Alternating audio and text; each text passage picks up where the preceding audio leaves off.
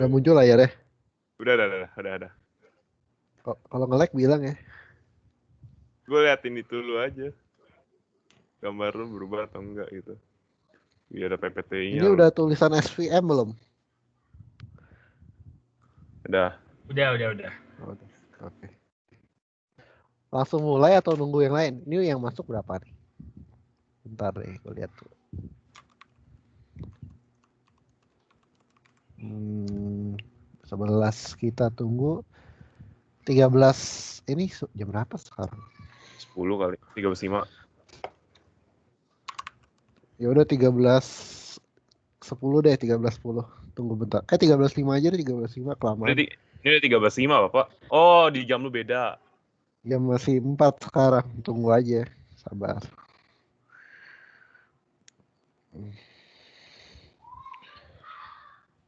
Anak bocah masuk gak? Suara bocah? Si Brian enggak. Enggak ya? Gitu aja. Enggak. Anjir, goblok.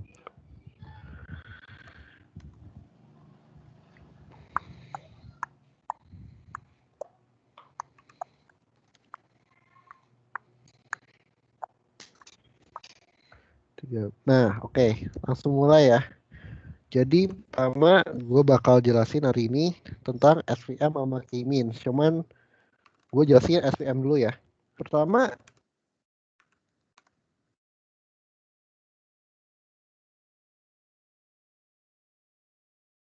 Halo Jo.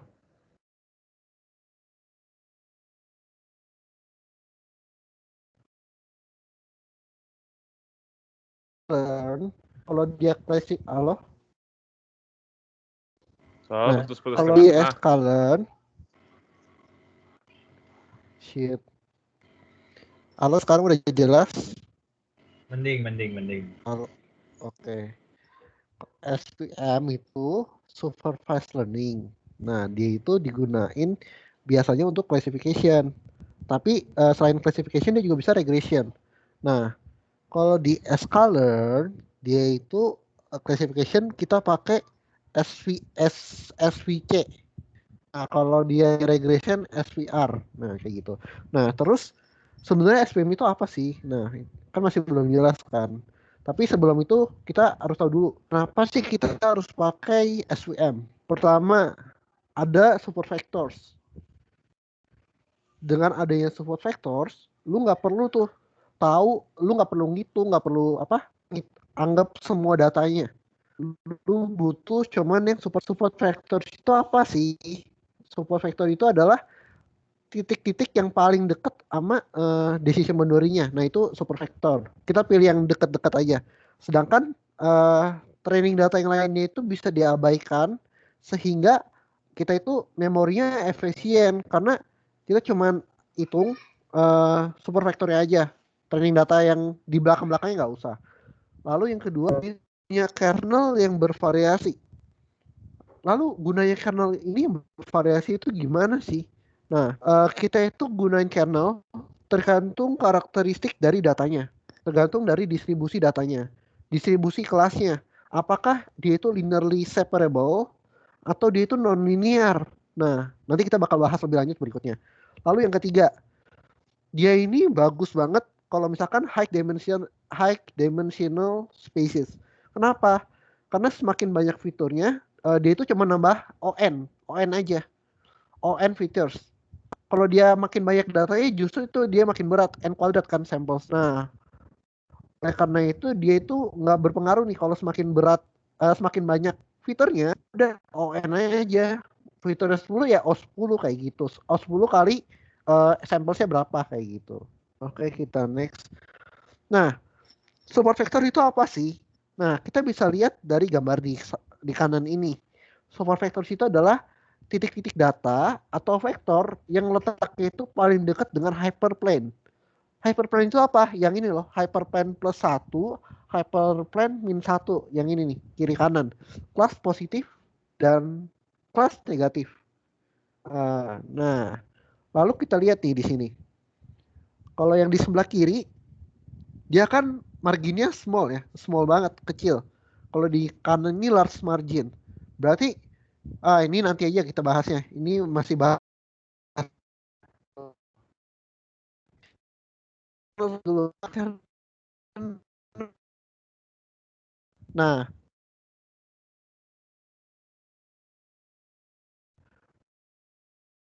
linear atau kita biasa kenal dengan Gaussian model. Nah, itu RBF.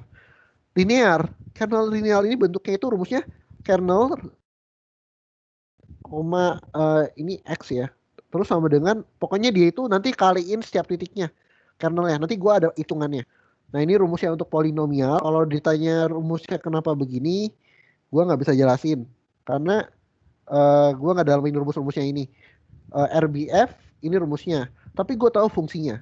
Kalau linear, ketika lu menggunakan linear kernels, maka decision boundary, decision line yang bakal dicetak itu berbentuk linear juga. Kalau dia polinomial, tergantung ini ya, derajatnya, pangkatnya. Jadi mengikuti bentuk polinomial itu. Kalau RBF, dia itu bakal bentuk kayak lingkaran gitu, bentuk dari decision boundary-nya. Maksudnya bisa kayak melengkung-melengkung gitu ya. Oke, next saya. Pertama kita bahas tentang linear SVM. Nah, linear SVM ini gampang kita lihat nih. Datanya yang pertama harus linearly separable. Ada dua data, ada dua kelas di sini. Oh iya, kan SVM itu supervised. Yang berarti kita udah dikasih tahu nih. Oh, ada kelas ini. Oh, data ini itu termasuk kelas ini. Udah dikasih tahu, ternyata data ini kelas supervised kan benar-benar data doang, kita nggak tahu apa. Nah, di sini kita bisa lihat data warna biru dan data warna hijau. Nah, kalau kita di tengahnya kita tarik garis, kan itu bisa misah mereka berdua. Nah, itulah yang disebut dengan linearly separable. Namun pertanyaannya dari SVM ini, garis mana sih yang paling optimal? Garis mana sih yang paling optimal, paling jauh jaraknya antar datanya, sehingga dia itu ngasih hyperplane margin yang paling optimal. Nah, oleh karena itu ini supervektor yang tadi, ini garisnya. Nah, tugas kita adalah mencari garis ini. Nanti dijelasin. Non-linear dulu. Nah, ini yang non-linear nih. Coba lihat data kayak gini. Ada kelas biru, ada kelas hijau. Nah, yang kelas biru kan lingkarin kelas hijau kan. Coba gue tarik garis misalkan kayak thread gitu. Apakah bisa itu membagi dia jadi dua kelas? Enggak kan? Berarti dia itu bukan non-linear. Kita nggak bisa pakai kernel linear. Lalu kita itu solusinya gimana? That's why kalau gue baca di internet sama beberapa sumber lainnya, ada yang namanya kernel trick ya kayak gitu. Jadi anggapannya nih ya, misalkan kita punya variabel x, y. Mana nih? X, y. Kita naikin anggapannya gini. Jadi ada teori di dalam SVM, semakin pasti ada di sebuah dimensi yang di atas ini, dia dimensi 2, kayak dimensi 3 atau 4 sebagainya, sehingga itu bisa membagi datanya linearly separable. Nah, anggapannya seperti itu, gue bikin sebuah variabel Z. Nah, Z itu adalah sama dengan X kuadrat tambah Y kuadrat. Sehingga kalau gue bentuk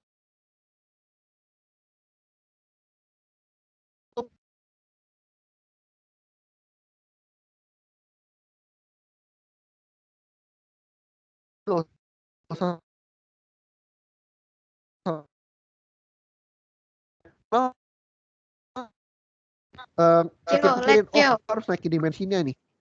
Lag ya? Lag banget, tadi sempat hilang. Udah sampai mana tadi? Sorry. Sampai mana tadi Ken? Woi Ken. Gue gak ingat kata-kata terakhir tuh. Yang itu, yang lu bilang dia dimensinya bisa ditambahin teorinya. Oh iya. Ini kita lihat gambar kedua nih. Kan ini udah jelas ya suaranya atau masih putus-putus? Kalau putus-putus bilang aja. Oke, berlanjut. Nah, ini di gambar pertama, dia itu kan 2 dimensi. X, Y. Di gambar ketiga, gue naikin 1 dimensi. Gue tambahin dimensi baru, Z. Di mana Z sama dengan X kuadrat ditambah Y kuadrat. Nah, dari sini ketika gue naikin dimensinya, somehow gue bisa membuat sebuah garis yang membagi kedua kelas tersebut. Nah, kalau kita balikin ke dua dimensi lagi, ternyata garis ini itu bentuk lingkaran loh. Nah, tadi kan kita udah belajar kernel itu ada linear, polinomial, sama satu lagi RBF atau Gaussian. Nah, gunanya kernel Gaussian itu untuk kasus-kasus seperti ini, terutama yang kayak gini. Nah, dia itu bisa dipakai. Jadi kalian nggak usah cari Z sama dengan X kuadrat tambah Y kuadrat. Boleh sih pakai cara itu, tapi lebih cepat pakai kernel. Dengan lu pakai kernel, lu bisa dapetin hasil seperti ini kayak gitu. Oke, kita next. Nah, cuman SVM ini ada kekurangannya. Pertama, kalau datanya banyak, lu makin banyak data, complexity lu makin gila-gilaan. Misalkan data lu 1 juta. 1 juta kuadrat gimana? Lama banget kan? Nah, jadi semakin banyak datanya, SVM ini nggak cocok. That's why di SVM kita perlu pakai support vectors. Jadi kita abaikan data-data yang nggak kita perluin, maksudnya yang udah diwakili oleh support vectors itu. Yang kan support vectors itu paling ujung, dia tuh kayak apa ya? Paling depannya antara kelas dia sama kelas lain, kayak membagi kayak gitu kan. Nah, dengan ada support vectors, downside-nya ini bisa dikurangi. Lalu yang kedua, outliers. SVM itu kurang bagus nih kalau masalah ada outliers atau noise seperti itu. Misalkan nih, ada gak ya di sini? Nah, misalkan kita lihat sebelah kanan. Mana nih? Di sebelah kanan, lihat kan ini yang data merah di kelas hijau. Nah, kalau kalian lihat di sini, nah itu kan outlier. Kalau outlier-nya kayak gitu, berarti nanti akurasinya pasti nggak bakal 100%. Kenapa? Karena jadi cara cek lu ada outlier atau enggak, maksudnya misalkan lu nggak remove outlier nih, lu langsung aja asal langsung masukin ke SVM. Tahu-tahu di akhir akurasinya ternyata kok akurasi gue cuma 50 ya. Berarti bisa jadi ada outlier di dalamnya seperti itu. Nah, sebelum itu gue jelasin dulu. SVM itu ada dua jenis. Ada hard margin, ada soft.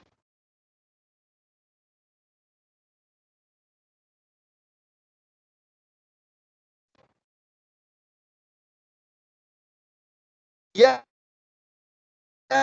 Hilang lagi Jeo.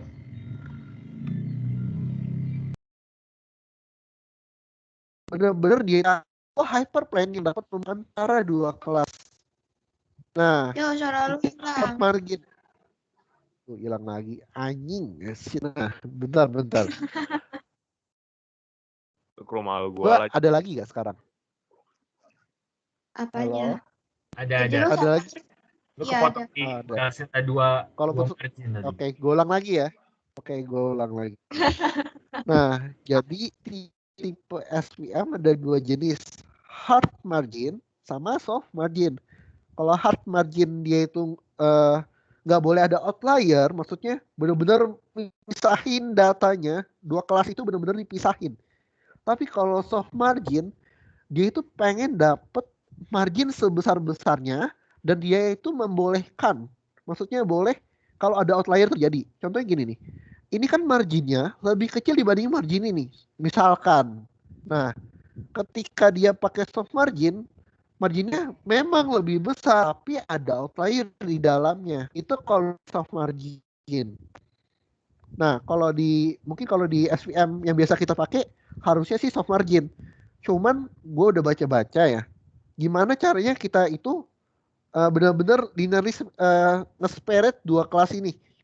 Kalau di dalam sklearn kan SVM itu ada kayak konstanta atau koefisien C ya. Nah, C itu kan biasanya bapaknya itu settingnya 1 E5 atau 1 juta atau 100.000 ya. Nah, 100.000. Gunanya buat apa? Semakin tinggi C-nya, semakin dia itu benar-benar harus strict memisahkan dua kelas. Nggak boleh ada outlier kayak gini, nggak boleh kayak gitu. Oke, kita next dulu. Gimana sih SVM itu bekerja? Nah, tujuan utama dari SVM adalah membuat margin separator yang paling optimal, paling besar. Nah, Contoh, sorry ini gambarnya memang kayak gini dari internet, sorry. Nah, ini ada data nih, data hijau, kelas hijau dan kelas merah. Nah, kita bisa buat banyak decision line, tapi mana yang paling optimal? Oleh karena itu kita butuh ngitung, kita butuh algonya. Gimana? Oke, next ya. Sebelum lanjut ke situ, gue mau ngasih tahu nih, margin yang bagus itu apa sih?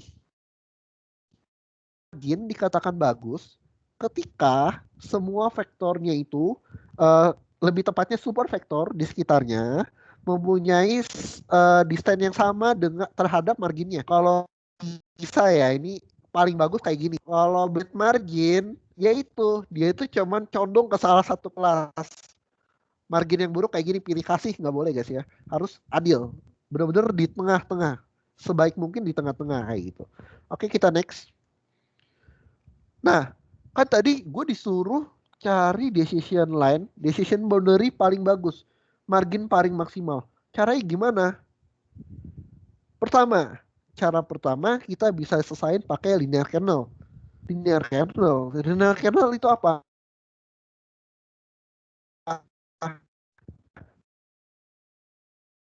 Putus. Apa gue yang putus? Mau putus. Tadi putus-putus sampai mana ya? Sampai sini. Linear kernel itu Bukan. apa? Lu terakhir bilang itu. Lu terakhir bilang linear kernel itu. Ini. Nah, ini jadi gue bakal bahas yang nomor 3. Nah, pada kasus itu kan N-nya itu katanya susah ya kalau digambarin. Gimana cara titiknya itu pada bingung kan. Nah, ada dua cara sih. Kalau gue ngerjainnya pertama pakai linear kernel atau lag ya, sorry. Atau yang kedua itu ada cara lain. Nah, pertama gue bahas linear kernel. Kenapa gue pakai linear kernel? Karena pertama datanya bisa linearly separable. Soalnya si bapaknya bisa linearly separable, gue pakai linear kernel. Nah, kalian cuman cukup inget 4 formula ini di dalam penghitungan. Formula lainnya abain dulu. Pertama nih, sigma dari I sampai M, alpha I, YI sama dengan 0. Yang kedua, sigma dari I sampai M, alpha I kali Y, YI atau YJ itu, YI. Terus kernel X ke I, X ditambah B sama dengan 1. Terus yang ini sama yang ini, terus sama yang ini. Weight sama dengan sigma dari I sama dengan 1 sampai N alpha I kali YI kali XI. Aduh sinyal gue turun lagi. Nah, udah agak bagus. Nah, 1. Ada step by stepnya. Pertama, choose super vectors. Jujur ya, gue milih super vectors pakai cara curang. Jadi gue coding dulu, terus dari codingan itu gue lihat super vectornya. Untuk cara cari super vector gimana? Mungkin ya, kalau gue mikirnya, misalkan kayak gini.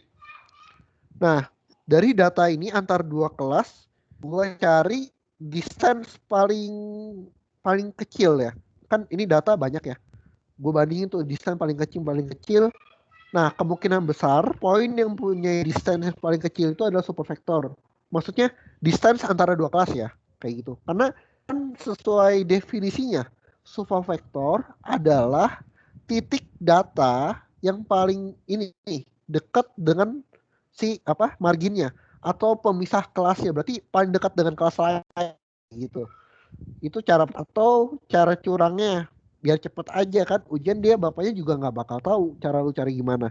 Ya udah, lu buka aja tuh si Jupyter Notebook, terus dari Jupyter Notebook kerjain, masukin datanya, terus dapet deh vektornya, nggak pakai dihitung-hitung. Nah, terus yang kedua, pas lu udah dapet super vektor, lu cari alpha value sama biasnya dulu. Setelah dapet alpha dan biasnya ini, tenang, ini gue jelasin dulu, nanti beneran ada Excelnya. Nah, terus pas sudah dapat alpha sama biasnya, kita hitung weightnya dengan rumus ini. Kan kita udah dapat alfa nih. Oh, kita bisa dong. Kita punya Y, punya X.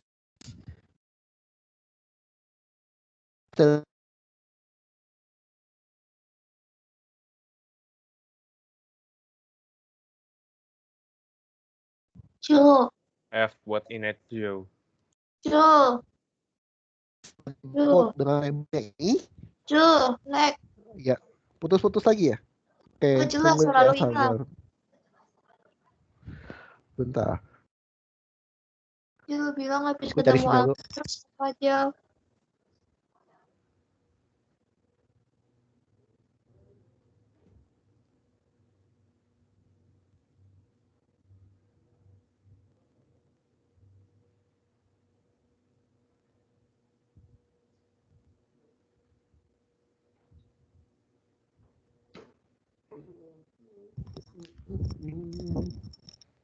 Bentar ya, ganti sinyal. Wait.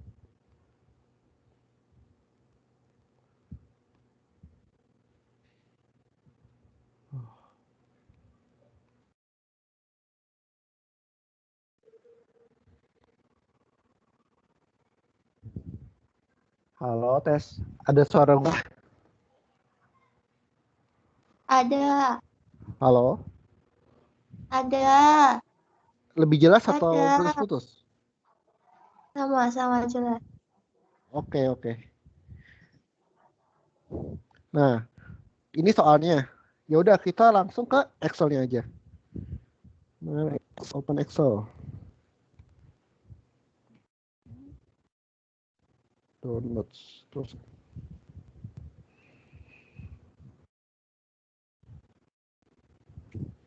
Oke, tuh SPM. Nah, pertama ini kita pilih support vectors-nya. Nah, gue tahu dari mana? Ini gue tahu dari sini. Kenapa? Halo? Lu udah buka Excel-nya apa belum, Jam? Di gue masih PPT sih. Wah, nge-lag ya. Bentar ya. Sorry. Bukan Iya, kayak di gue juga Ya, masih gua PPT. ini PPT-nya kali. Gue sekarang di Jupit. Belum. Sabar. Kita Sabar masih. ya. Ke masa depannya. Udah jauh. Jahat lu, Ken. Punya siapa, coy? Bentar. Ya, itu banyak. Udah muncul belum? Udah. Udah Matbook kan? muncul ini import matplotlib. Halo? Masuk, ya muncul. Oke. Nah, gue tahu itu dari mana support vectorsnya. Kan gue udah jalani nih codingannya, SVC, kernel linear. Nah, ini nanti gue skip dulu. Nah, the coefficient of the support vectors in the decision function. Ya udah, gue print aja. Oh, ternyata support vektornya ini 0,11, 0,92, 0,45 sama 0,08, 0,72. Ya udah tinggal gue pakai ngitung. Sorry, ini cara curang sebenarnya. Nah, tinggal gue udah milih nih choose vector support vektornya nih. Berarti sorry, ini Lagrange. Kita linear kernel dulu, sorry ya. Setelah kita dapat support vektornya, kita hitung kernel gampang kok. Tinggal ini doang nih. X1 dikaliin X1-nya dari data. Misalkan nih, data 1 nih. Kan ini data 1, X1 dari data 1 dikaliin X1 kali dari data 1 ditambahin X2 di data 1 dikaliin X2 di data 1 lagi. Nah, dapat kan gini. Berarti ini X1 di data 1 dikali X1 di data 2 ditambah X2 di data 2 dikali X2 di data 1. Lu lakuin ini semua, udah dapat dong kernelnya. Oke, gue dapat nilai kernel dari setiap datanya. Lalu berikutnya apa? Berikutnya gue bisa menghitung nilai alfa dan biasnya. Dengan apa? Nah, tadi kan di PPT itu baru ini kan, udah muncul PPT belum? Halo? Udah. Oke, gua anggap muncul ya PPT. Nah, di PPT nih, kalian lihat rumus kedua sama rumus ketiga. Maksudnya ini ketika ini maksudnya Y-nya positif ya, plus 1. Ini ketika Y-nya negatif. Nah, tinggal ini kalian masukin aja. Ini kan tadi alfa, kernel kali alfa 1 ditambah ini alfa 2 ditambah ini ditambah beta minus 1 nih. Gua ulang sekali lagi, itu dapat dari mana? Dapat dari sini. Y, K, ditambah B. Oh, di kenal alfa. Nah, ini minus dari mana? Kan 1,01. Oh, ini minus dapat dari mana? Dari Y-nya. Y-nya itu min 1. Nah, ini dapat kan. Nah, kok aduh, iya sabar. Oke. Oke. Ini Y-nya dapat dari mana? Kok dia bisa minus? Di sini kan kernelnya positif. Nah, alpha 1 itu ngikutin Y1 nih. Min 1 kan. Alpha 2 ikutin juga Y2 nih. Min 2. Nah, sedangkan alpha 3 ikutin Y3 yaitu 1. Nah, that's why di sini min plus kayak gitu. Oke, gue masukin persamaan lah. Persamaan ini dari mana yang terakhir? Buka PPT lagi. Kalau udah muncul PPT-nya, oke, gua anggap muncul ya. Belum Nah, jauh. kan di Nah, belum. Udah muncul belum sekarang? Baru. Belum. Oh, baru. Oh, belum. Udah. Bilangnya kalau udah muncul. Oke. Udah? Udah. Aduh, nge-lag banget. Nah, di sini di rumus yang pertama, sigma dari I sampai M, alfa I, YI sama dengan 0. Ya udah, itu bisa jadi persamaan ke-4. Tadi kan kita dapat tambah satu persamaan lagi yang ini. Dan ada berapa variabel? Ada 4 ya. Ada alfa 1 yang perlu dicari, value-nya berapa, alfa 2 berapa, alfa 3 berapa. Ini udah di Excel belum, BTW? Belum. Udah aja. Udah. Iya, udah. Oh, udah. Oke. Nah, kan satu dari mana? Dari ini alfa 1 kali Y1, alfa 2 dikali Y2, alfa 3 kali Y3 sama dengan, karena kita tahu itu 0, nah kita udah dapat berapa persamaan dengan berapa variabel? 4 variabel. Kalau dulu di matematika kan kalau kita mau solve 4 variabel, at least ada 4 persamaan. Bener kan? Nah itu kita bisa solve dong. Oh ini bisa kita solve nih. Nah gue pakai Gaussian Elimination Online Calculator. Yang lupa kan Gaussian Elimination kayak gimana sih? Nah itu tinggal masukin aja ke Google. Kan bapaknya nggak ngelarang kan? Ya udah pakai Google aja. Suruh Google yang kerja. Sabar. Ini udah buka Google belum? Nah. Udah kebuka Google-nya? Jupiter. Halo. Jupiter. Oh, masih Jupiter. Yaudah sabar ya, tunggu. Wait ya. Kalau udah nyampe Gaussian Elimination Calculator bilang ya. Soalnya agak nge-lag Kak, tolong. Udah? Gaussian Elimination Calculator? Atau Diem masih diem. masih diem? Aduh, menyebalkan. Bentar gue di-share ya.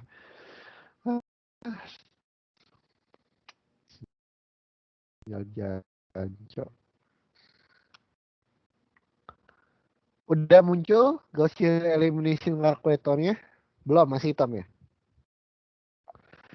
Oke, What sabar the ya. Kalau udah muncul bilang ya. Masih hitam ya? Serius kah? Halo? Shit. What the heck, man? Udah keluar. Ya. Oh, shit. Oke. Nah, kita masukin nih nilainya dari persamaannya. Anggap X1 alfa 1, X2 alfa 2, X3 alfa 3, dan X4 sebagai biasnya. Nah, kita masukin. Masukin nih satu-satu, terus nanti solve the system. Nanti dapat kan hitungannya. Gua nggak usah hitung deh, masukin satu-satu nanti nge-lag. Nah, singkat cerita gue dapet ini nih. Alpha 1 28,9281. Alpha 2 4,75. Ini udah di Excel belum, maaf? Udah ya? Udah. Oh, udah. Ya, oke. Alpha 3 3,68 dan base-nya 6,27. Coba kita cek dari Jupyter Notebook. Aduh, nge-lag lagi pasti. Udah muncul Jupyter Notebook. Ya? Si Excel. Masih Excel, sabar ya. Maaf, Kak. Udah. Oh, udah. Kita lihat ya. Alpha 1-nya berapa? 28,9 sama ya. Nah, alpha 2-nya 4,75. Alpha 3-nya 33,6. 9. Base-nya 6,27. Oh, ini cara curang sih. Harusnya kan nggak boleh lihat ini. Nggak apa-apa buat periksa ya, guys. Nah, karena kita udah di Excel belum? Udah? Udah di Excel? Udah ya? Oke, gue anggap udah. Nah, karena kita udah dapat semua nilai alfa dan kita dapat nilai bias, kita bisa cari weight. Tapi bias nggak dicari buat di weight sih. Tapi maksudnya kita bisa pakai nilai alfa buat nyari weight, ya kan? Nah, kita buat datanya kayak gini. Weight 1 itu untuk variabel berapa? X1, oke? Weight 2 untuk X2. Ya udah, tinggal hitung aja. Kan rumusnya itu weight sama dengan sigma alpha kali X kali Y. Apa dulu nih? W1 berarti X1. Ya udah, kaliin aja. Alpha 1 berapa? 29. Kali X1 0,1. Kali Y min 1. Ya udah, dapat min 2,89. Begitu seterusnya di W1.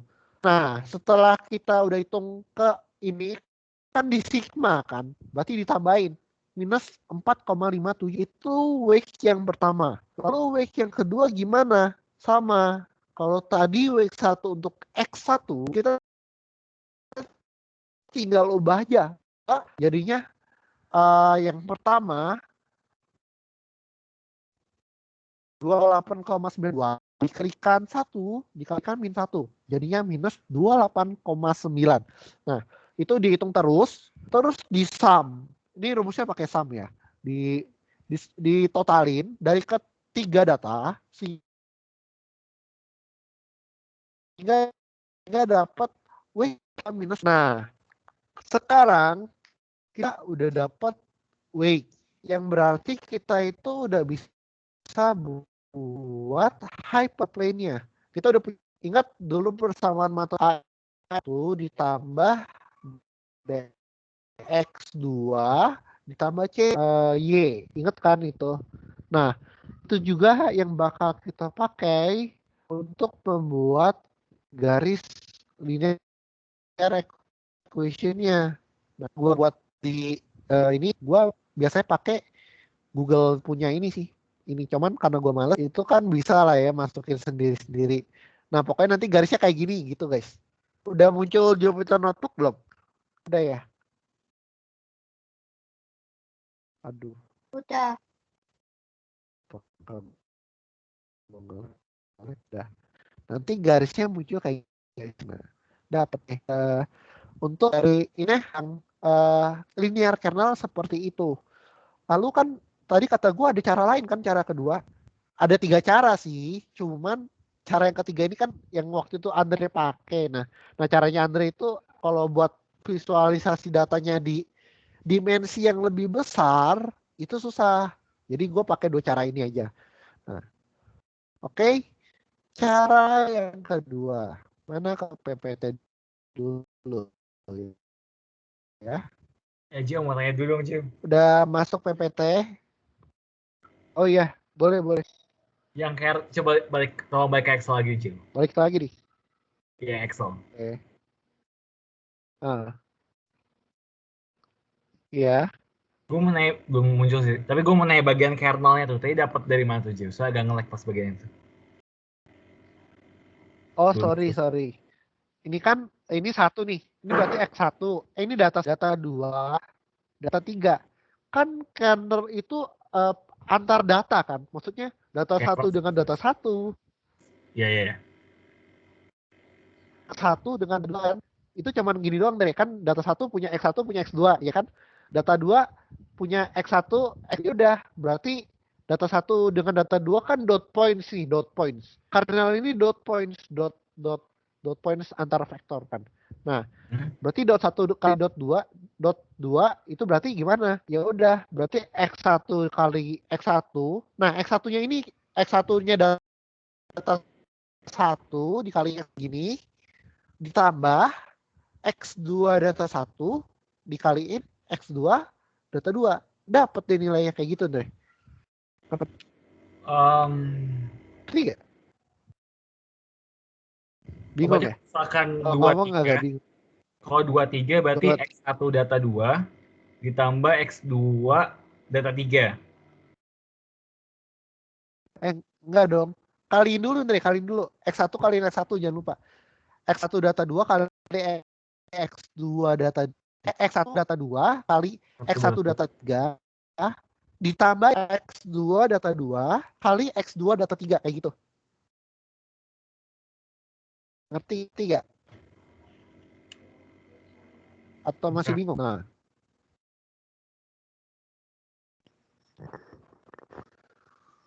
Dan gue jadi bingung itu. Coba itu yang 1,3 itu berarti C6. Iya. C6 kali C6. X1 ketiga X1 2. Ini ya. 1 ini ya. Lihat ini deh rumusnya, Ngerti kan? Oh, oke, paham. Iya. Itu berarti dot product dulu ya. Dikali baru tambah. Oh, benar. Paham. Thank you, Joe. Oke. Udah sih. Iya. Nah, itu cara pertama linear kernel. Tapi cara kedua jauh lebih OP karena ini kan ada beberapa step kan. Kalau cara kedua itu lu sekali step langsung dapat semuanya. Nah. Bentar ya, balik PPT. Open Lagrange. Solve using Lagrange. Udah muncul PPT-nya? Udah. Bentar ya, mau ngecas dulu.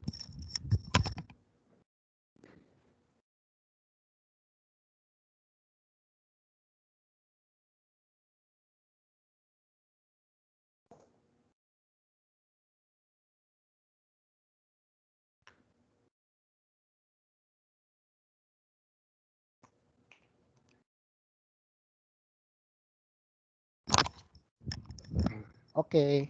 Nah, solve using Lagrange. Formula yang perlu kita ingat, ini sebenarnya cuma formalitas biar ada di sini kan dia Lagrange ya. Nah, tapi gue itu pakainya yang ini, lalu yang ini sama ini. Nah, sebenarnya nanti gue ada penjelasannya nih yang sebelah kanan ini. Karena ini nggak semudah kita lihat kayak gini. Oh, pakainya kayak gimana? Nah, nanti gue ada penjelasannya. Penjelasan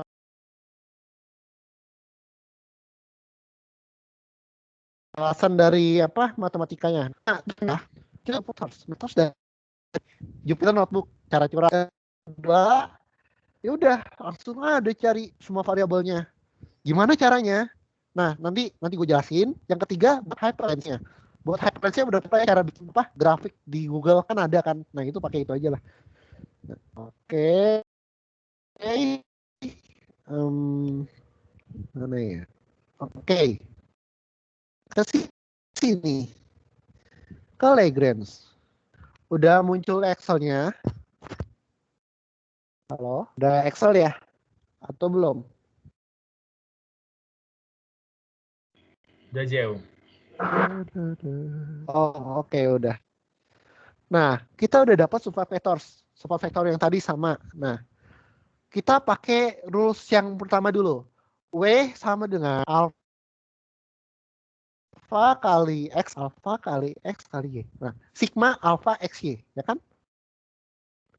Nah, oleh karena itu, gue pakai rules itu di sini. Nah, ini abain dulu ya, min satunya abaikan dulu ya. Anggap aja W-nya di sebelah sini dulu, pertama. Gue sama dengan AXY. Alfanya berapa? Alfanya ditanya. X-nya berapa? X-nya 1, ya kan? 1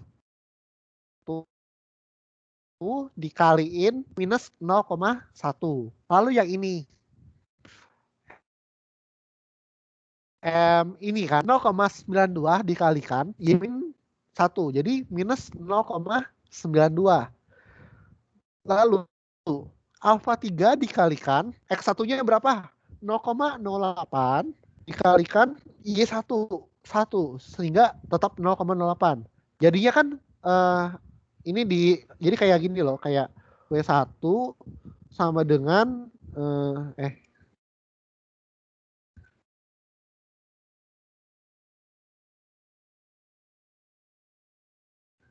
sama dengan inilah, kayak sama datanya kayak gini kan, kayak W1 sama dengan alfa 1 kali minus 0,1 ditambah alfa 2 kali minus 0,92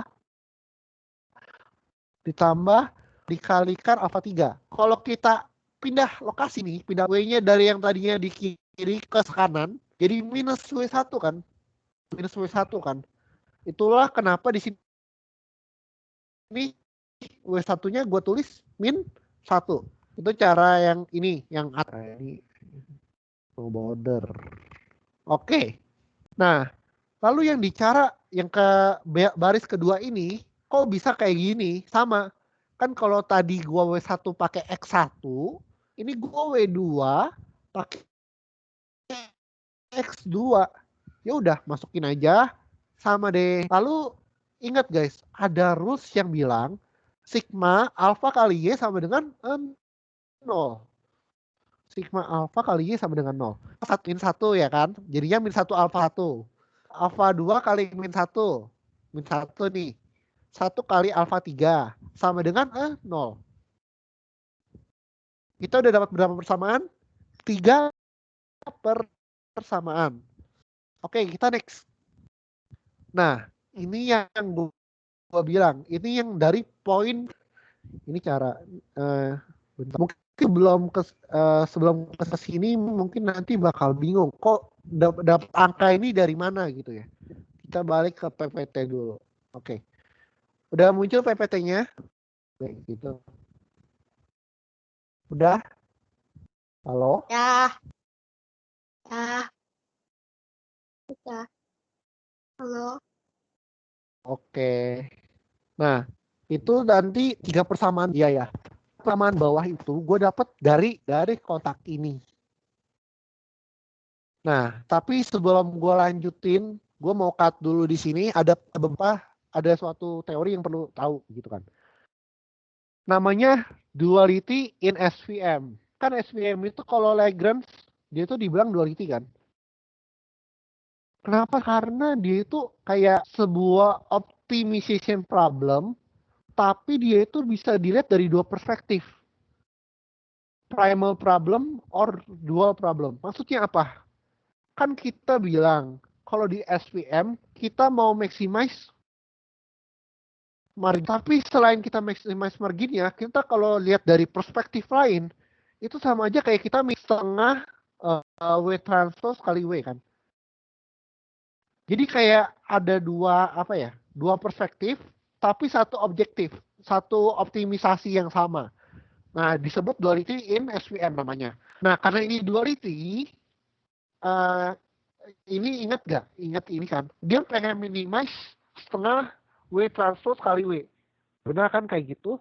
Berdasarkan Y dalam kurung W X ditambah B lebih besar sama dengan 1. Ini kan untuk all I ya kan? Bukan untuk I yang minus atau plus. Bukan kayak gitu. Untuk all I. Jadi solusi dari yang tadi, persamaan yang tadi, kita harus ambil lower bound-nya. Nah, pertanyaannya,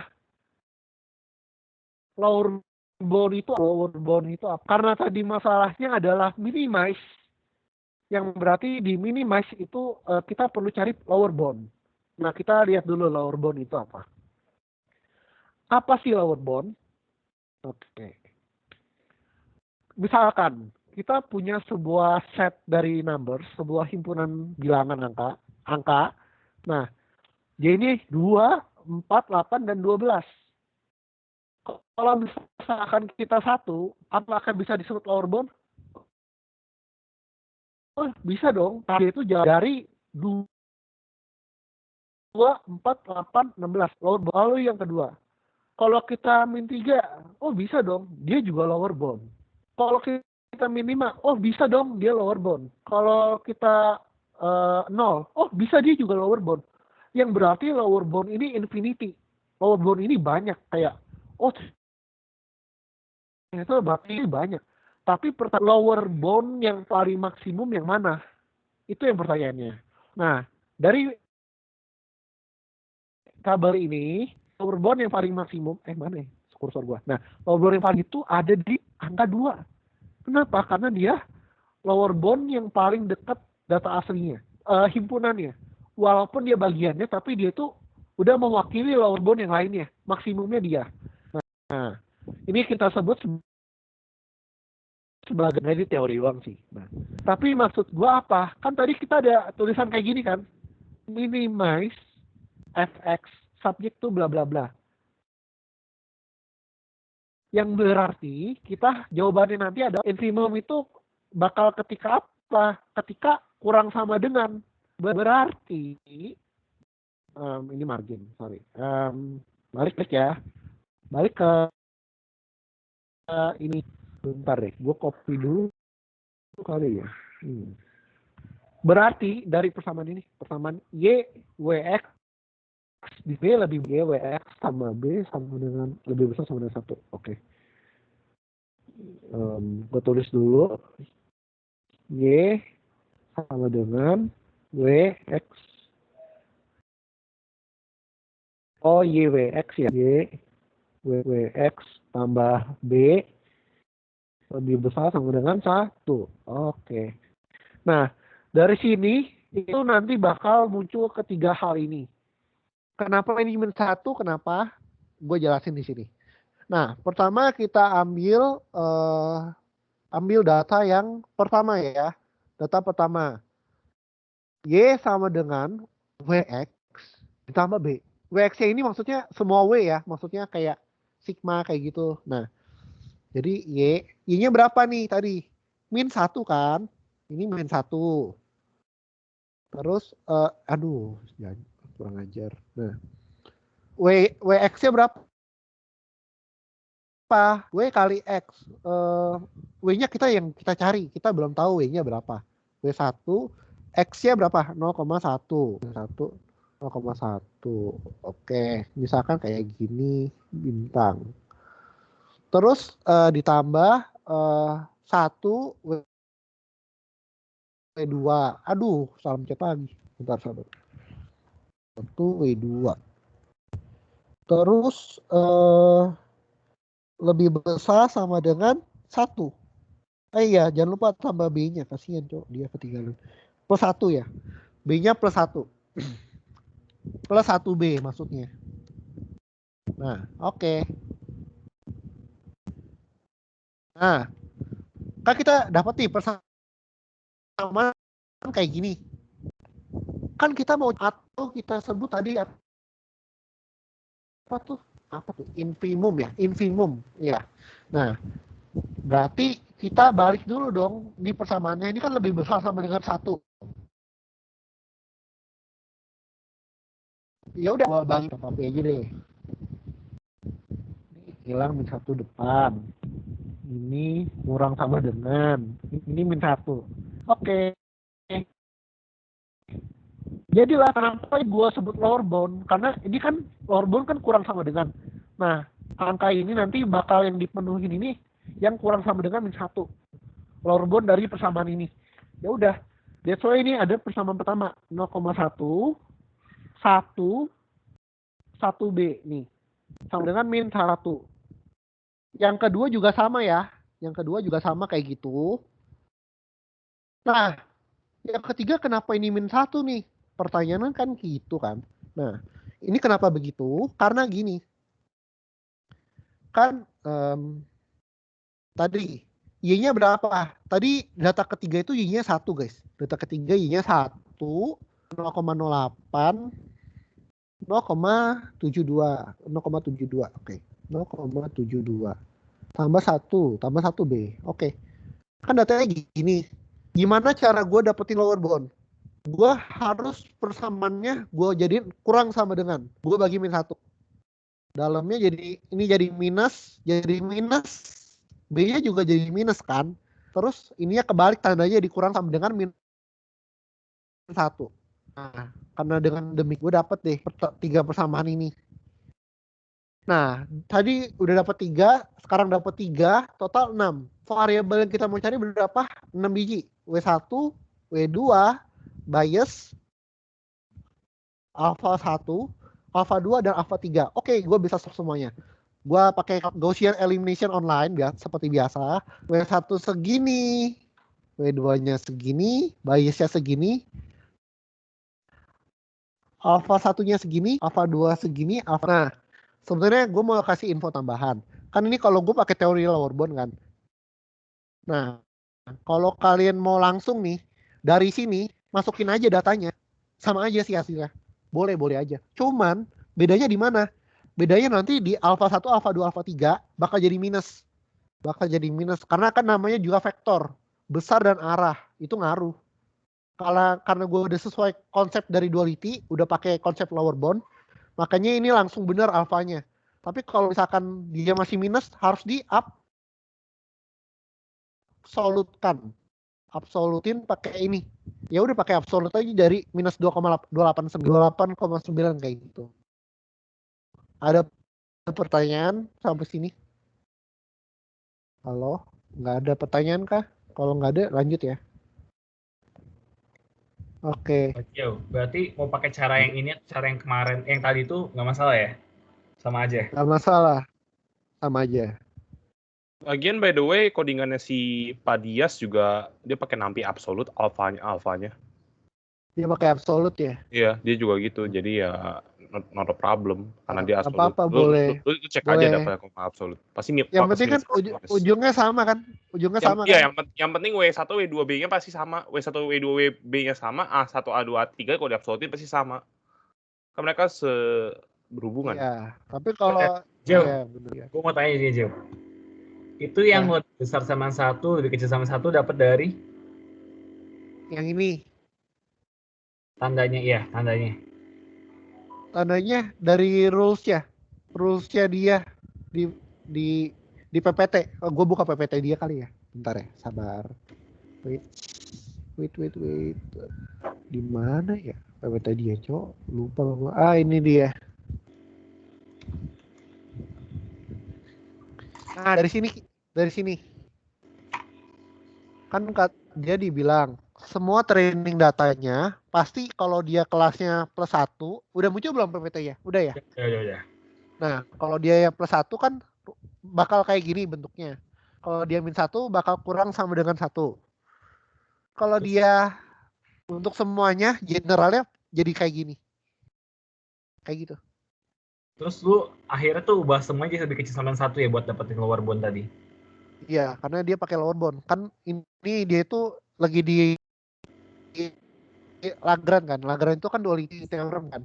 Dimana Dia itu deketin dari 2 perspektif. Lu maximize margin tapi sekaligus minimize setengah W transpose W ini. Kayak lu dua hal yang berbeda, maximization sama minimization, tapi satu objektif, satu perspektif yang perspektif, satu objektif sama kayak gitu. Nah itu pakai tapi hasilnya sama aja. Kalau si bapaknya pakai absolut sama aja sih. Coba lihat yang itu jauh, lihat Excel lu jauh. Excel, oke, bentar. Nah, tuh, Belum muncul. oke, lagi OTW. Muncul PPT lu munculnya. Udah kah? Ah, Masih PPT kah? bentar, ini 0,1. Oh, berarti karena lebih besar. Bentar, itu kan dia yang 0,1 sama 1 itu bukannya harusnya lebih kecil sama dengan jauh karena y-nya dia min 1. Kan gue pakai rules generalnya. Ini nih, Y, W, X sama B lebih besar sama dengan 1 kan. Ya udah Y-nya min 1 kan nih. Oh, lu pakai itu semua. Rules. Iya, pakai ini mau positif negatif bisa general. Kayak gitu. Dre, Oi, lu kalau mau gampang, lu pakai rumus yang Lagrangian itu yang awal banget, yang paling atas itu, yang Gio kasih tunjuk. yang Coba cara Gio, lu ke slide lu tadi yang lu jelasin Lagrangian. Ini. Nah, ini. Bentar, Ini nge-lag. bukan. Oh, yang iya. setengah W kuadrat itu udah cukup sebenarnya. Itu udah bisa merepresentasikan matriksnya. Yang apa yang di Gio masukkan itu udah ada di situ. Itu cuma kalau dikembangin ditambahin setengah W kuadrat, W itu kan lu lihat ya, yang Gio bilang kan Y, W, X plus B lebih besar sama dengan 1 kan, for all I kan. Dia pakai yang itu. Nah, lu lihat di dalam rumusnya itu kan ada Y, W, X plus B min 1. Jadi itu satunya dipindahin ke kiri. Yes, itu digabung semua. Iya. Pisah yang jauh tadi sih benar. Lebih enak. Iya, kayak gitu. Cuma sebenarnya kalau misalkan udah agak bisa, ya lu langsung pakai rumus itu aja sama kok. Satu rumus saya udah cukup gitu. Oke, thank you Ken. Thank you Jeo. Paham. Oke. Lanjut ya berarti. Oke. Nah, lalu kalau kita udah dapat SVM-nya, udah dapat semua variabelnya, kita bisa hitung marginnya dengan rumus apa? 2 per ini itu ini loh, kayak W2-nya itu di akar, terus di dalamnya kan dikuadratin tuh, terus ditambahin kalau nggak salah ya, lupa gua. Bentar, cara ngitungnya gimana? Lupa. W1 kuadrat tambah W2 kuadrat diakarin. Gitu ya. Nah, iya itu, bener kan? Ya, takut salah gue salah. Nah, pokoknya kan bapaknya demen komplit, mau pakai atau nggak pakai udah hitung aja marginnya kayak gitu. Nah, nanti dapat margin. Nah, 2 dari mana? Dari persamaan tadi yang kalau kelasnya per 1, kalau min 1, terus somehow dari sini kan ini itu margin itu mana sih? Margin itu jarak dari hyper yang tuh predik kelas sama dengan plus 1 sama min 1. Jarak antara kedua batas tepi kiri dan tepi kanan. Nah, dengan gitu dari persamaan ini kita kurangin nih guys. Dapat deh. Oh, ternyata W kali jarak antara mereka. Oh, ternyata itu sama dengan 2 ya, kayak gitu. Jadi cara cepatnya 2 per yang tadi akar, misalkan ada 2 W ya, W1 kuadrat ditambah W2 kuadrat. Kalau 3 ya sama, W1 kuadrat tambah W atau 3 kuadrat diakarkan. Nah, kayak gitu. Oke. Sampai sini nggak ada pertanyaan, gua lanjut ke codingnya dulu. Ada pertanyaan ya? Oke, kita lanjut. Nah, ini kan soalnya ini nih, X-nya ada enaknya kita pakai. Udah muncul dulu belum nih Jupyter Notebook-nya? Belum ya? Atau udah? Kalau diem gua udah oke.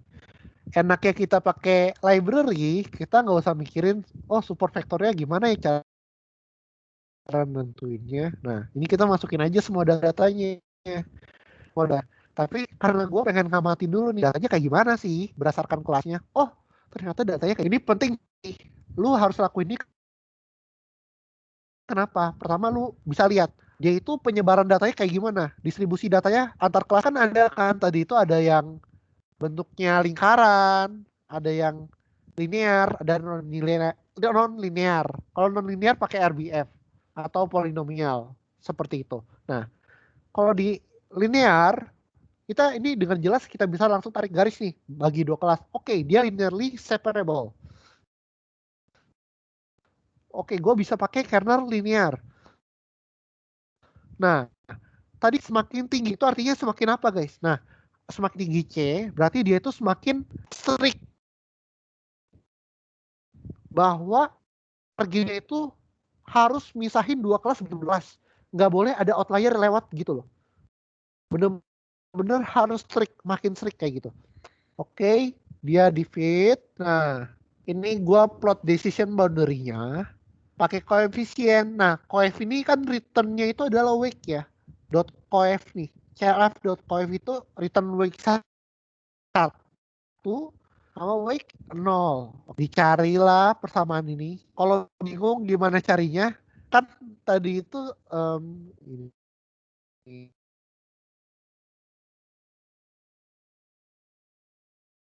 Ya, wait ya. Mana ya? Kita di Excel aja deh. Nah, tadi kan X1 ditambah W2, X2 ditambah B sama dengan kan seperti ini. Nah, tapi kan kalau kita gambar dua dimensi kan itu antara X1 ya udah berarti harus salah satunya itu seperti itu. Karena kita sama dengan kan, maka misalkan kita mau cari X1 sama dengan sesuatu nih. Ya udah kita pindahkan ya. Pindahkan X1 oke. X1 ditambah ini pindah ke kanan ya. Oke, dikurang 2 X2 dikurang B. Lalu pindah W-nya ke bawah.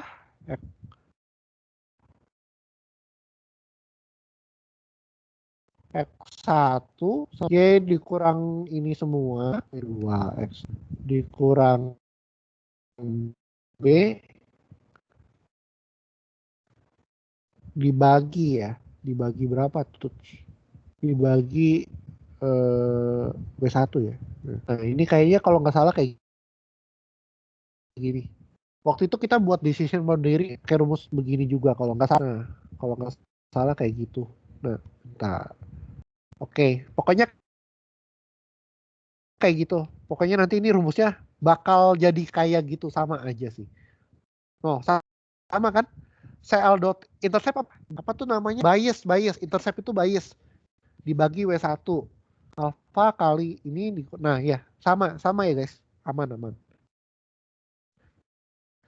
Nah, karena udah sama seperti itu. Oh, ini kayak tadi sama dengan 0 ya? Atau sama, lupa deh. Nah, terus di sini diplot aja deh.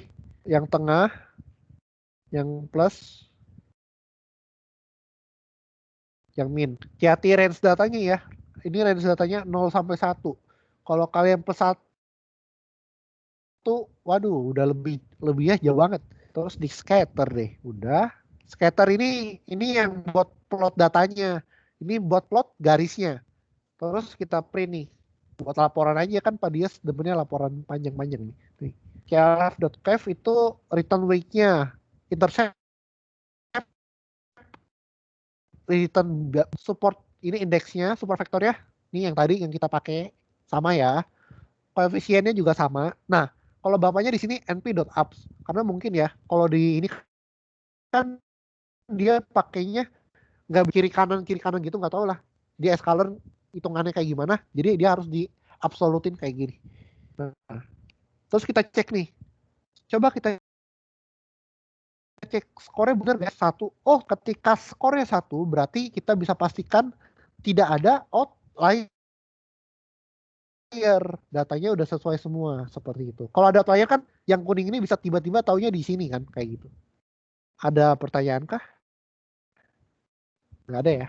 Kayak ini gampang codingan di Google banyak banget. Pasaran banget ini coding.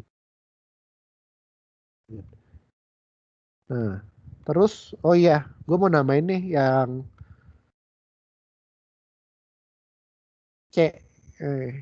mana ya? C sama dengan 1 L5. C sama dengan 1 L5 ya. L5 in SVM Scalern.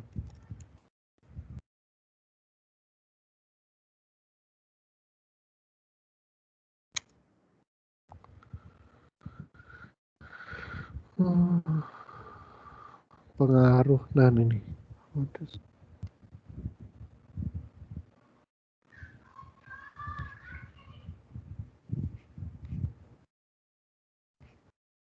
Bentar. Yang tadi. Gue udah buka loh tadi padahal. Hard.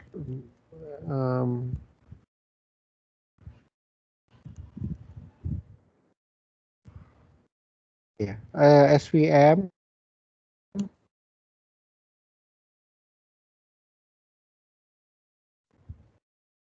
Nah ini nih. Harusnya keluar sih. Ayo keluar. Select. Astagfirullahaladzim.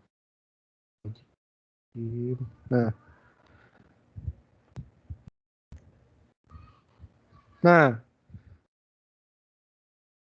ini dia. Yang pengaruhnya di mana? Ini di sini. Kan kalau C itu semakin gede, dia itu pengen makin strict datanya. Maksudnya gimana? Makin strict dong. Lihat deh, yang sebelah data kiri ini kan. Data kiri ini tadinya karena C-nya kecil, C value-nya kecil, sehingga ternyata ada data satu yang lolos nih. Tapi kalau semakin gede sih, makin bener-bener C-nya harus membatasin 2 kelas itu. Nggak boleh outliernya lewat kayak gitu. Tapi ada juga kasus di mana misalkan low C udah pas nih. Maksudnya emang datanya itu emang penyebaran datanya emang udah nggak bagus. Lu tambahin large C juga makin jelek. Jadi harus hati-hati untuk variabel C aja itu ya. Mungkin itu aja sih. Jadi C itu nggak boleh cuman kecil doang, nggak boleh gede. Tergantung penyebaran datanya. Kalau datanya kayak yang di atas, di bawah harus di bagusan yang mana? Pakai C value yang kecil atau yang gede seperti itu. Kalau nggak ada pertanyaan di SVM, gue lanjut ke K-means. Oke. Iya berapa ya? Jam 4, jam 2. Oke. K-means. Kayaknya kita udah pada tahu semua kan. Kalau K-means itu termasuk di dalam unsupervised. Ada satu teknik clustering yang paling banyak dipakai. Kita juga udah pernah pakai ini pas kita dulu belajar AI. Kenapa Ahmad sama Pak satu lagi siapa? Nah, lupa itu gua. Terus Andre. Iya. Yang baik malah lupa ya guys. Sorry. Nah, kenapa sih kita harus pakai benefitnya yang kita dapat apa sih? Yang pertama dapat dikatakan mudah untuk diimplementasi. Kenapa? Main logic dari K-means cuman ada 2 main logiknya 2 langkah doang. Yang kedua, udah dijamin sama algonya bahwa suatu ketika bakal konvergen. Suatu ketikanya ini bisa aja ya nunggu lama, bener-bener lama banget. Tapi kalau konvergennya pasti. Lalu yang ketiga, fast and efficient. Jadi algonya ini ketika datanya baik, ya bagus kok, masih tetap bagus, masih tetap oke. Walaupun ya mungkin dibandingkan algo lainnya ya, sebagainya, dia termasuk algo yang lebih cepat seperti itu. Bahkan K-means sangat bagus untuk belajar unsupervised learning di awal-awal dibandingin kayak random forest dan decision tree yang jauh, tapi mereka punya benefit juga. Nah itu nggak bakal gue bahas, punya orang lain. Jadi sebelum gue lanjut ke aktifnya, maksudnya downsides dari gimana sih cara K-means bekerja? Oke. Simpelnya algonya K-means itu cuman kayak gini. Pertama, lu tentuin berapa cluster yang lu mau. Nanti gue jelasin gimana cara nentuin jumlah clusternya ya. Nah, yang kedua, lu harus pilih titik centroidnya. Gua saranin sih, lu lakuin visualisasi datanya dulu, lalu lu bener-bener beli titik yang bener-bener di tengah. Jadi biar nanti iterasinya nggak lama, kayak gitu. Lalu yang ke-3 sampai ke-6 itu ini adalah iterasi yang dilakukan secara berulang-ulang. Ingat gak sih di GMM ada expectation sama maximization kan mirip-mirip kayak gitu. IM algorithm. Nah, di tahap keempat, di langkah step keempat ini, kalian ngapain? Jadi kan ada titik-titik nih. Kalian setiap titik itu cari tuh dengan centroid di sekitarnya. Terus di yang kelima, nanti kan di keempat itu kalian tentuin tuh, oh titik ini itu lebih dekat ke centroid yang ini. Nanti yang kelima, setelah kalian udah kelompokin tuh berdasarkan yang paling deket jaraknya, paling deket terhadap centroid ya maksudnya. Nah, cluster tersebut, oke? Nah, kapan sih gue lakuin iterasi ini? Gue lakukan sampai convergence, sampai titik sentro, sampai atau kalau kalian lagi ujian kan nggak mungkin dilakukan terus-terusan, bisa lama.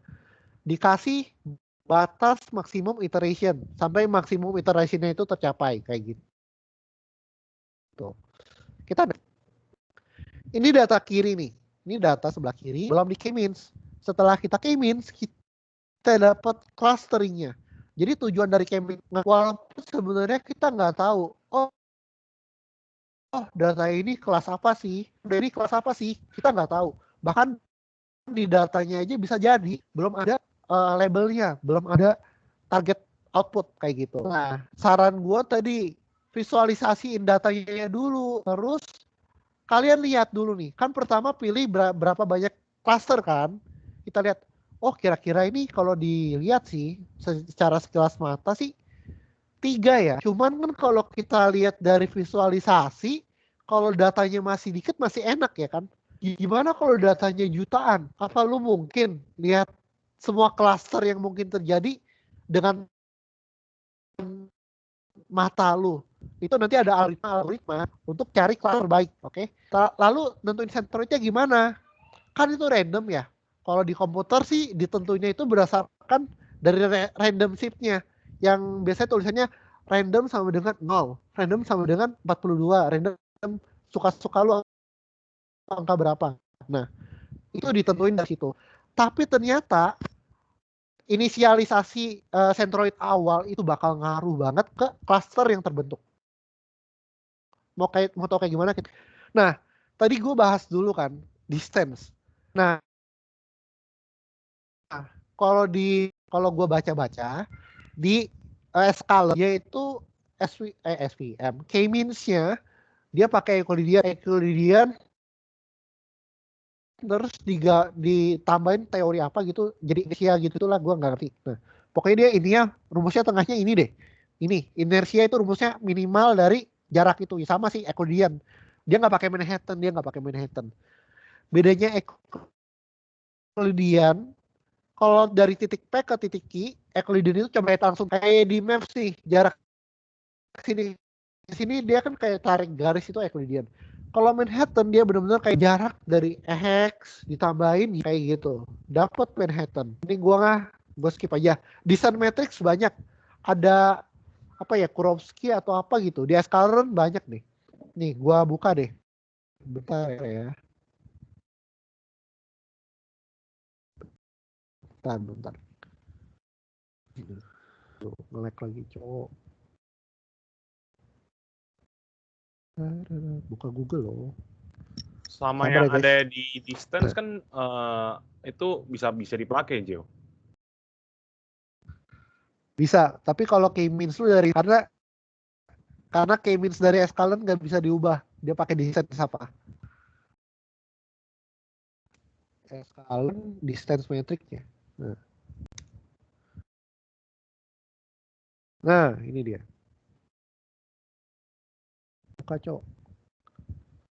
Nah, ini nih. Distance ada macam-macam. Udah muncul belum? Udah ya. Scala nih.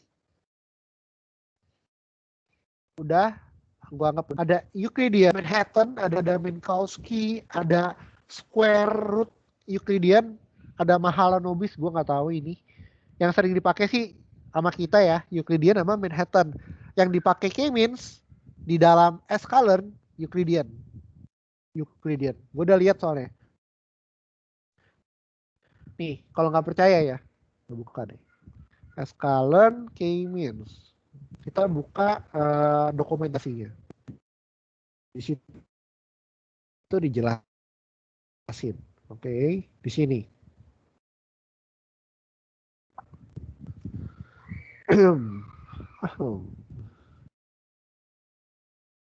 Bukan di sini, Kak, tolong. Gimana ya? Coba di sini.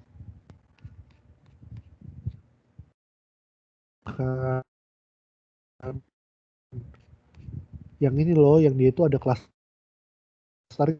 tadi gue udah baca, cok, anjir. Nah, ini nih. Ini bukan sih.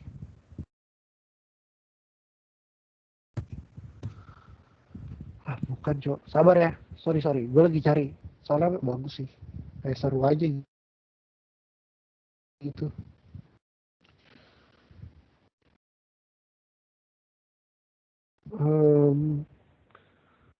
Aduh, tadi gue udah nemu. Pokoknya gue tadi nemu kayak gitu udah. Nah, balik ya.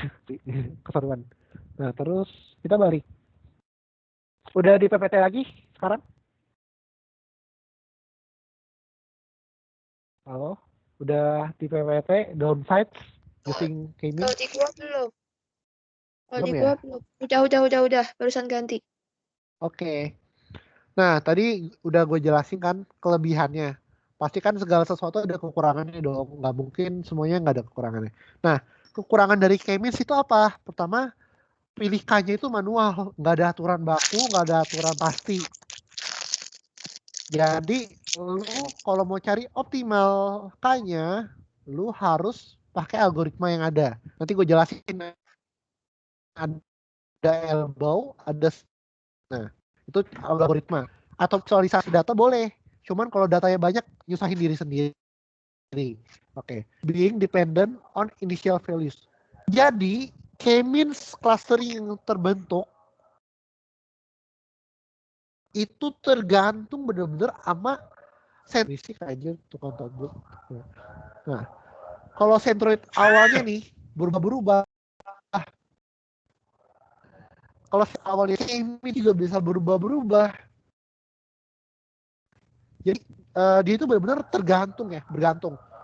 Jadi makanya kalau lu pilih random 0, random 42 atau gitu-gitu di K-means kan ada kan random sama dengan random. Nah, kalau lu bisa looping semuanya, lu cari paling bagus dah. Kayak gacha aja. Kalau lu hoki bagus gitu. Nah, anjir atau buruk fisik lu. Nah, terus dia itu lemah sama outlier, guys.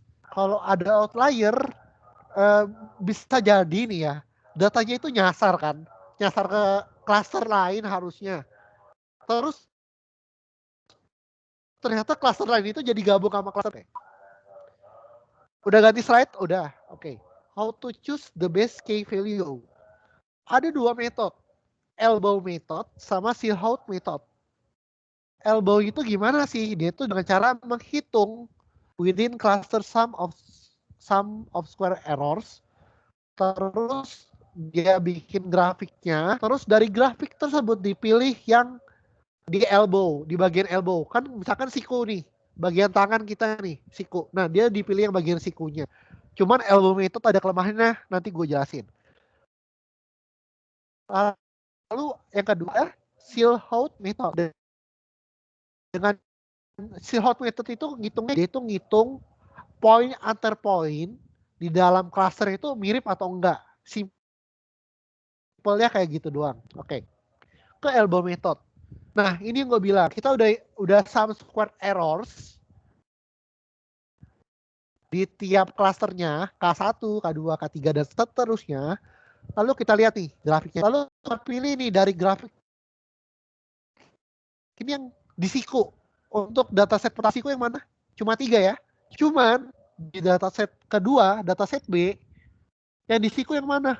Aduh, gue bingung dong. Dia bisa 3, bisa 4. Ambigu gak sih? Ambigu dong. Bisa 3, bisa 4. Gak pasti kan. Oleh karena itu, itulah kelemahan dari elbow method. Kalau sikunya ada 2, kayak 3 atau 4, ambigu. Kita nggak tahu pilih paling bagus yang 3 atau 4. Nah, oke, kita next.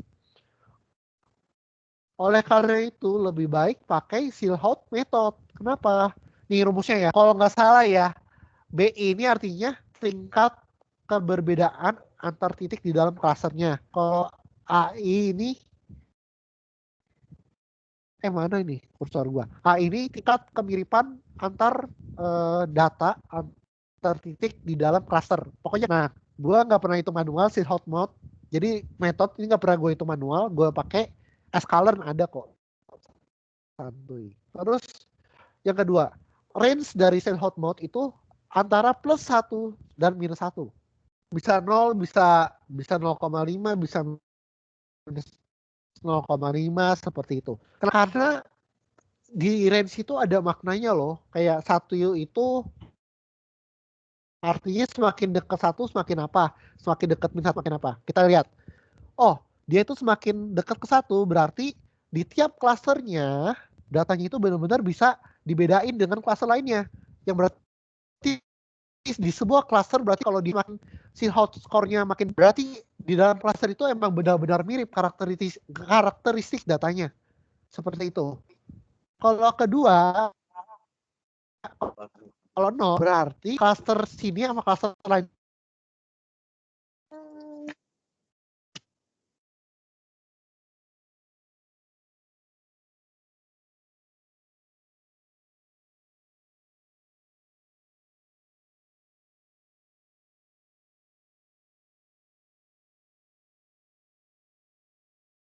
itu nggak ada bedanya, sama aja. Kalau minus berarti dia bisa dari keempat ini kan kita pakai si hot score ya. Kita pakai buat dan seterusnya. Bisa.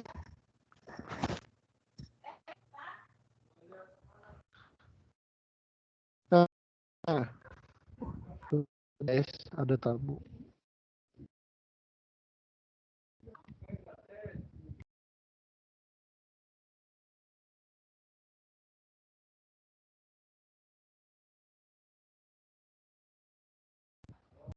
Apa?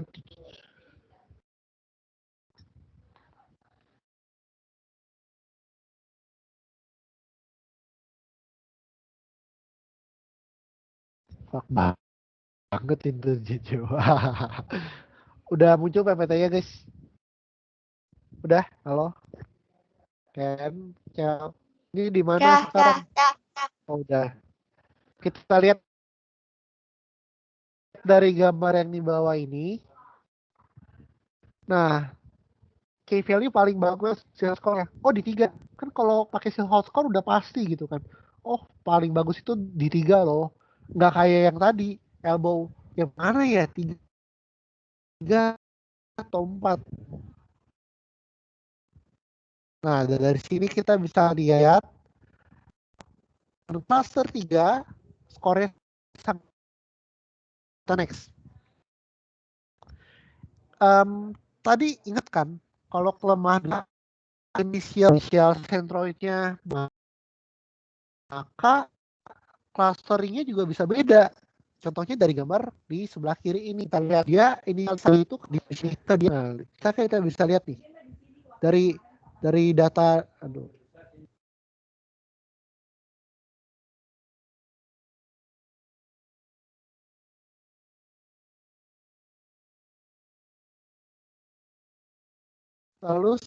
terus ya kita bisa lihat, beda kan klasternya.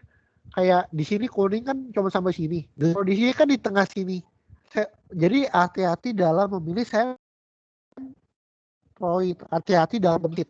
Nah, lalu gimana kita pilih centroid terbaik? Kita bisa lihat dari sum squared error-nya. Semakin kecil sum squared error-nya itulah yang kita pilih seperti itu. Jadi kalau bisa sih angka randomnya itu di looping sebenarnya. di looping sekian, nanti dia dapat yang bagus. Nah, kalian hitung sum square error yang bagus yang mana, yang paling kecil itu yang lu pilih kayak gitu. Nah, yang ketiga, dia itu lemah terhadap outlier. Misal nih ya, ini data pertama. Terus gue tambahin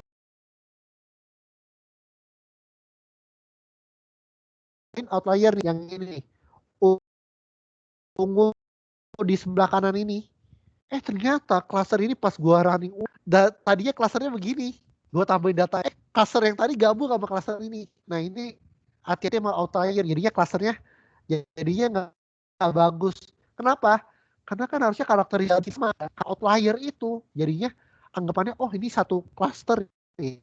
Ya, hati-hati dalam outlier. Jadi sebelum k-means remove dulu outliernya biar aman guys. Oke, kita cara penghitungan dulu. Oke. Total SVM kita open aja dari sini.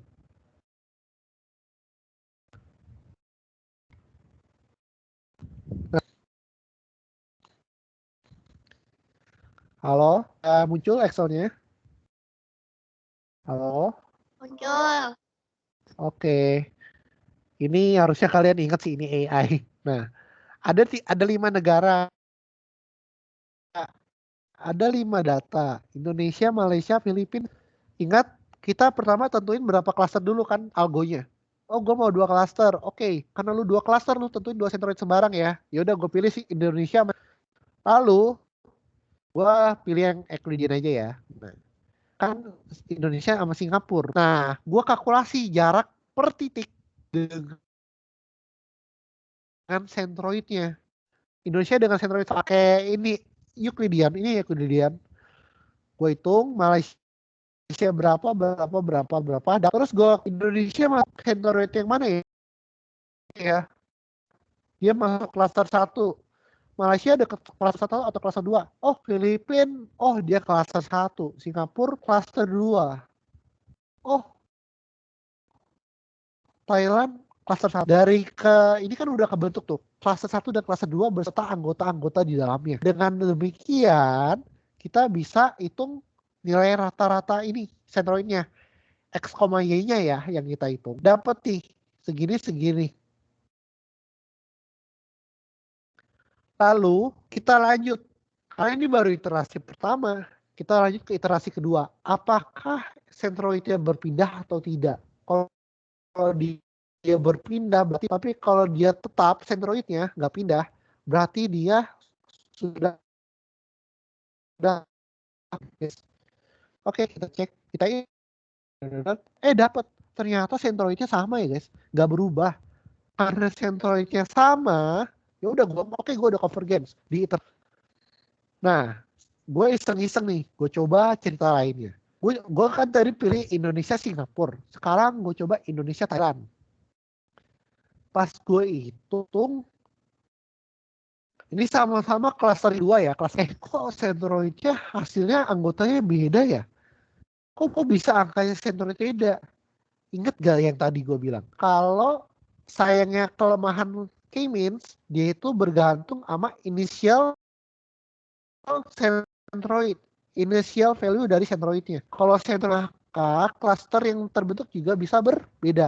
Itulah kenapa cluster yang ini sama atas itu hanya hal simple, karena dia itu beda centroid awal, tapi ngaruhin semua ini. Mau tahu yang lebih baik yang mana? Harus kita hitung sum squared error mas dari dua ini, terus pilih yang paling kecil. Itu cara milih yang paling optimalnya kayak gitu dari k-means. Oke, nggak ada pertanyaan sampai sini tentang hitung-hitungannya. Oke, kita lanjut ke codingnya. Mungkin ya untuk codingnya, karena gue tadi nyiapin teori banyak nih, jadi gue pakai punya bapaknya dulu guys. Mana ya? K-means, where are you? K-means, switch, K-means. Nah ini ya, K-means clustering. Ini K-means yang simple. Oh iya, gue harus ngasih tahu ya, K-means itu ya harus hati-hati kalau dia karena K-means itu pada umumnya dia itu lebih dispesifikasiin, lebih banyak digunain, lebih bagus digunakan untuk data yang numerical dan tidak kategorikal. Maksudnya kenapa? Coba kalian mikir. Misalkan datanya kategorikal nih. Antara misalkan jenis kendaraan, sepeda, motor, mobil.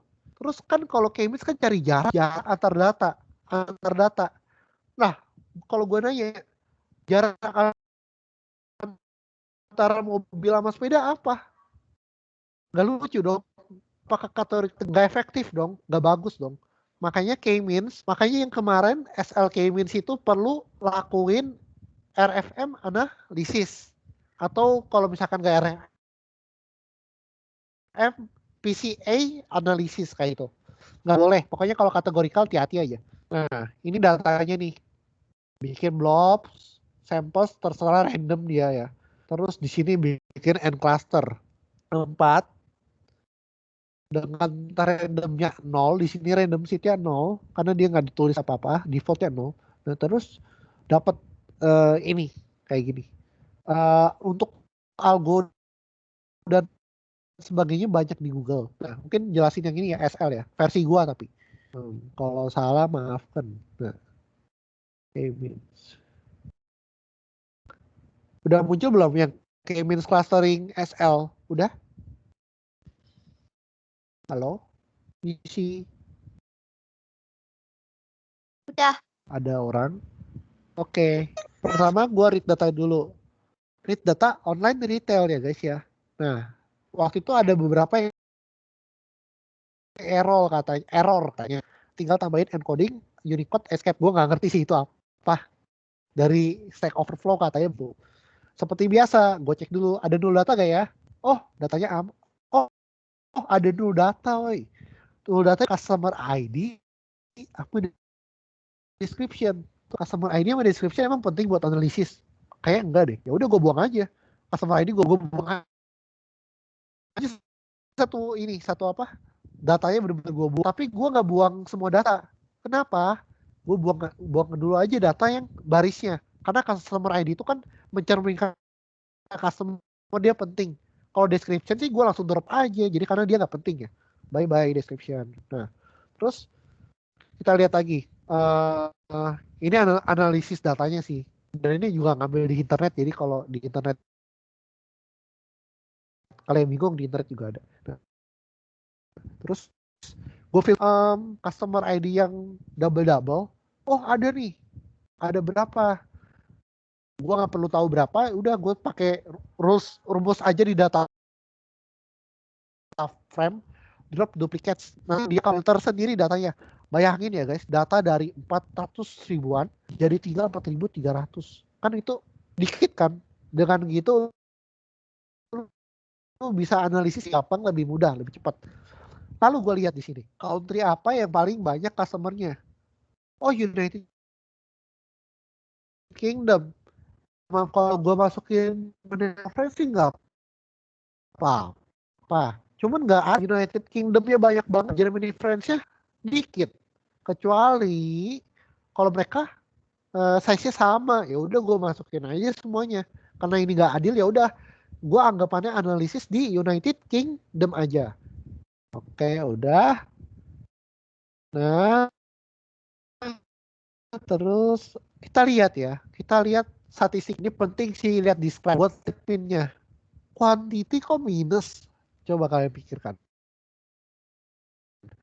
Emang quantity kan nggak bisa minus. Ya udah kita buang semua data yang kuantitinya minus.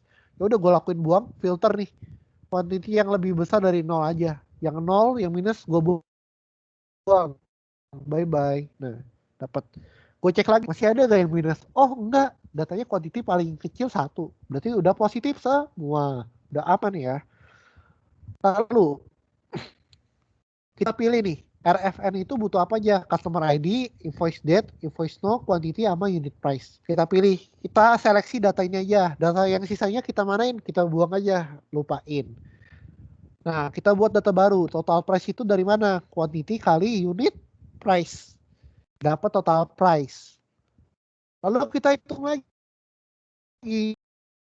invoice in koma ini ya. Nah, ini terus invoice date pay date time. Gua nggak ngerti ini buat anggap aja lah bodohnya kayak gitu. Terus di group by customer ID invoice date itu sama dengan present dikurang date max. Dia itu mau cari dia itu udah berapa lama dari hari ini kayak gitu. Dihitung singkat cerita diganti nama monetary frequency recency. Dapat kayak gitu tuh kan. Udah dapat di 3. Kalian hitung resensinya diubah, jangan lupa ya. Resensinya diubah jadi integer biar koma-komanya hilang. Karena kalau nggak salah hitung pakai koma di RFM atau K-means gitu, R. Nah, dihilangin komanya pokoknya.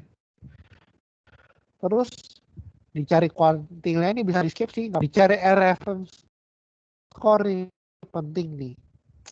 Terus gue lihat dulu data distribusi gue bang. Dari data sini sih monetaris kalau gue pakai ini di transform gitu. Yaitu jadi normal distribution. Ini transformnya itu ada beberapa pilihan. Pakai log transform ada berapa algoritma. Oke, dalam codingan ini dia tuh pilih yang paling bagus yang mana gitu doang sih. Kalau nggak pakai juga nggak apa-apa, bapaknya juga nggak nyuruh kok, santai. Yang penting kan kalau satu ditransform yang lain juga ditransform, jadi biar adil, biar nggak belah sebelah kayak gitu. Ingat K-means itu outlier, jadi setiap yang ada dan gue remove-nya pakai z-score. Kan boleh pakai box plot, boleh pakai apa ya waktu itu lupa deh. Ada cara kuantil gitu ya. Nah itu kan banyak cara. Nah salah satu caranya pakai box plot. Box plot sama ini set score. Gue pakai set score. Set score kenapa thresholdnya 3? Karena gue baca-baca itu paling determine bahwa datanya itu benar-benar kayak gitu. Oke, kita lihat bla bla bla, hilang, skip. Nah, gue scale data, walaupun datanya udah kecil sebenarnya, cuman biar adil aja. Terus udah direkamin. Nah, ini gue pakai terapin teori algoritma tadi, si hot score. Gue tentuin K-means yang paling mana gede. Nah, gue paling gede di 4, 0,91. Mungkin ada yang lebih gede di tempat lain. Cuman gue ingetin sekali lagi bahwa K-means sangat dipengaruhi dengan initial value, initial centroids. Initial randomnya, random 4 random. Jadi kalau kalian lihat dari sini skornya 0,91 terus teman kalian ada yang 0,95. Bisa jadi karena randomnya berbeda kayak gitu. Karena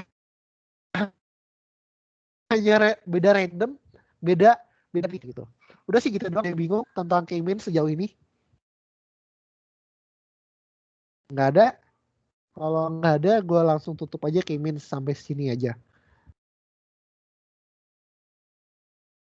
Oke.